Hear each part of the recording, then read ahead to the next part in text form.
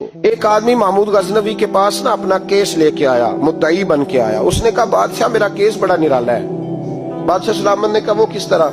کہنے لگا یہ میرے پاس ایک تھیلی ہے، میں نہ سفر پہ جانے لگا تو یہ تھیلی پوری ہیروں کی بھری ہوئی، فلاں علاقے کے جو قاضی صاحب ہے نا، میں جاتی دفعہ میں کہیں سفر پہ جا رہا تھا تو میں ان کے پاس چھوڑ گیا کہ رستہ لمبا ہے، کہیں کو مجھ سے چھین نہ لے، ہیروں کی بھری ہوئی۔ کچھ دنوں کے بعد میں واپس آیا ہوں، قاضی صاحب نے مجھے تھیلی واپس کی ہے تو اس میں ہیروں کی بجائے کھوٹے سکے نکلے۔ اب میں نے قاضی صاحب سے کہا ہے تو قاضی صاحب تو میرے گریبان تک آتے ہیں، وہ کہتے ہیں بتا کہیں سے پھٹی ہے، کھلی ہے؟ وہ جس طرح ٹانکے لگا کے تو نے سی تھی اسی طرح لگے ہوئے ہیں کہ نہیں؟ تو حضور لگے بھی بالکل اسی طرح ہے، نہ پھٹی ہے نہ کھلی ہے۔ اب میں لٹ گیا ہوں، میری کل عمر کی کمائی ضائع ہو گئی، کھوٹے سکے کہاں اور ہیرے کہاں؟ تو مہربانی کریں اور آپ کی بارگاہ میں اللہ رسول کے نام پر حلف دیتا ہوں کہ میں ہوں بالکل سچا۔ محمود غزنوی کہنے لگے تو جا، تھیلی چھوڑ جا، اور جب میں تجھے بلاؤں گا پھر دوبارہ آنا۔ شخص چلا گیا۔ محمود غزنوی اٹھے، دربار برخاست کیا، لوگوں سے کہنے لگے چلے جاؤ، میں 3 دن کے لیے سیر کرنے جا رہا ہوں، 3 دن کے بعد لوٹوں گا۔ اکیلے جب رہ گئے نا محمود دربار میں تو محبوب نے چھری منگائی۔ وہ جس تخت پہ بیٹھتے تھے وہاں گدا بچھا ہوا تھا، یہ گدا پڑا ہے نا، گدا بچھا ہوا، تو محمود نے چھری کے ساتھ اس کو پھاڑ ڈالا اور چھری جیب میں رکھی نکل گئے۔ کہنے لگے میرے بعد کوئی میرے دربار والے احاطے میں داخل نہ ہو۔ محمود چلے گئے۔ اب وہ صفائی کرنے والا جب آیا نا، اس نے آ کے دیکھا تو گدا تو پھٹا ہوا ہے۔ اس نے شور ڈال دیا، پہرے دار بھی آ گئے، فلاں صاحب بھی آ گئے، فلاں صاحب۔ اس نے کہا وہ خدا کے بندو، اس کا گدا پھٹ گیا ہے، وہ تو مار ڈالے گا۔ اس نے کہا تھا سوائے صفائی اور نگرانی والے کے دوسرا آئے کوئی نہ، اور یہاں آیا بھی کوئی نہیں، پہلے دن ہی پھٹا ہوا ہے تو لٹکا دے گا سب کو، کیا کریں؟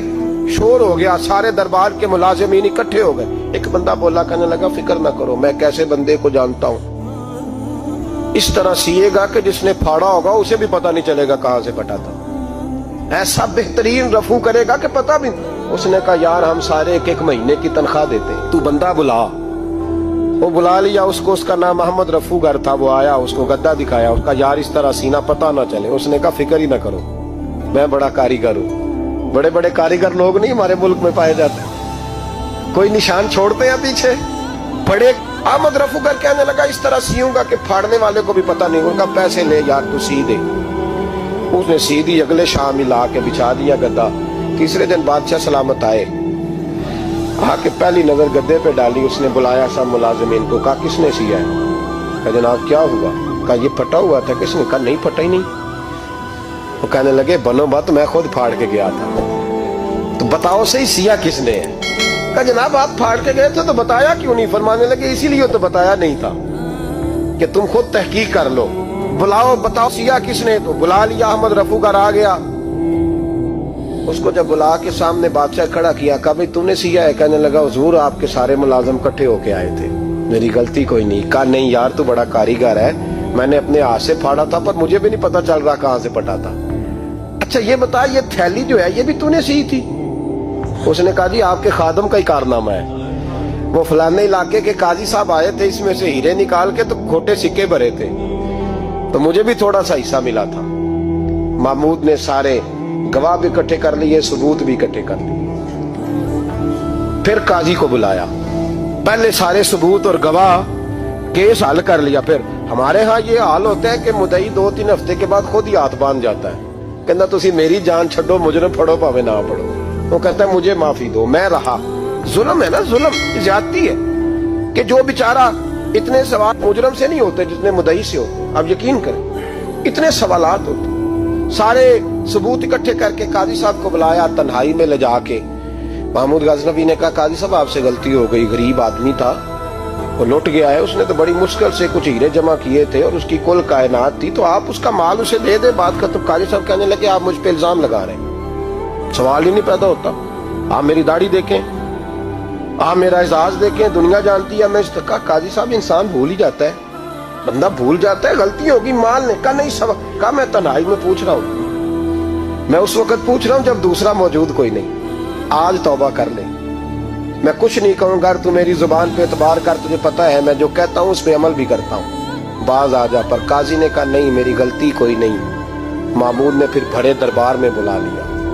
मजमा आम में मोहलत के दिनों में जो तौबा कर ले वो बच जाते हैं, लेकिन लोग रुस्वानियों के दिनों में फिर वापस लौटते हैं अगला घर देख के, फिर हालात और तरह के हो चुके होते हैं। जब बड़े दरबार में काजी को बुलाया, भाई तू मानता है कि नहीं? उसने कहा नहीं।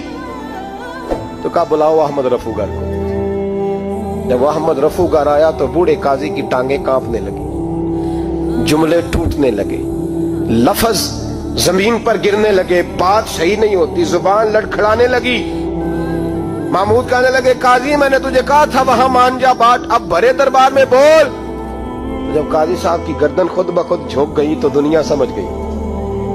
कहा निकल जा मेरे दरबार से। महमूद बोले निकल जा, इतनी तुझे इज्जत दी, इतनी बड़ी तनख्वाह दी, काजी बनाया, और ये छोटी सी रकम के लिए, थोड़ी सी रकम के लिए तू बददियानत हो गया, चल चला जा, निकल।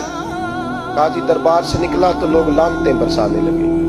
कल जो दुकानें छोड़ के सलूट करने आते थे वो कहने लगे इसकी उम्र देखो, इसके काम देखो, देखो इसने क्या किया।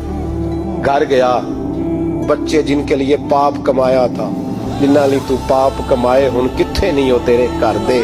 वो बच्चे कहने लगे अब्बा जी हम तो स्कूल मदरसा जाने के काबिल नहीं रहे, उम्मीद थी कि बीवी साथ देगी।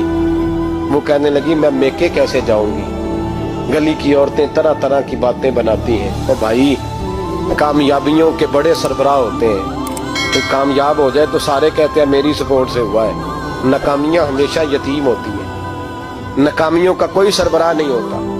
जब तक तो काजी था तो बड़े बात थी, हर बंदा कहता था रिश्तेदार है।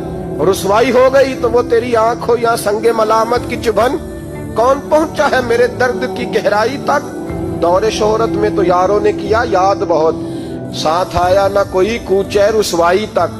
और मियाँ साहब कहने लगे सारी उम्र ही आटा गुद है, मैं लखा कीते नहीं पेड़े, अब वक्त आया ही ते मोहम्मद बख्शा कोई नहीं हूं बैठा नेड़े। हालात ही बदल गए। काजी खामोशी से अंदर चला गया, अपनी रुसवाई समेट के बिस्तर पे लेटा। न रोटी की भूख लगी, न पानी की प्यास लगी, न नींद आई, सारी रात तड़पता रहा।